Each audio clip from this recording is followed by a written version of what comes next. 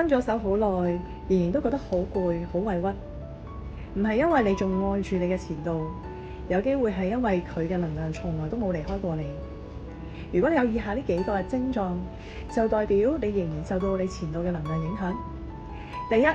你嘅心口成日都唔舒服，覺得有嘢揞住啊，或者有嘢拮住咁樣。咁你有機會咧係有一啲嘅無形嘅能量索，仍然連結住你同你嘅前度，你係仍然受到對方嘅情緒能量所影響。第二係無故嘅情緒波動，明明呢一秒好好，下一秒又會突然間好嬲或者想喊，又或者你成日都夢見佢，又或者喺個腦裏邊不斷重播過去相處嘅片段，咁都係代表住分手嘅創傷並未轉化，你仍然受到你嘅前度嘅能量影響。第三係明明過咗好耐，你仍然都好想念你嘅前度，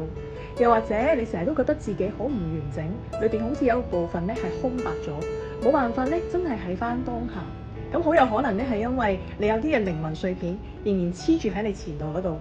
你必須要回收翻呢啲靈魂碎片，你先至會感覺完整，亦都唔會再咁想念對方。嚟緊咧，我有一個 Zoom 嘅專題課叫做清理前度嘅能量。喺呢個課堂裏邊咧，我就會教大家點樣回收翻自己嘅靈魂碎片，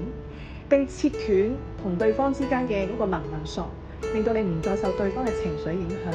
並且轉化因為分手而造成嘅創傷細胞記憶同埋一啲限制信念，令到你可以更新自己，重新出發。如果對呢個課程有興趣，可以留言1話俾我聽，我就會將呢個報名鏈接 send 俾你。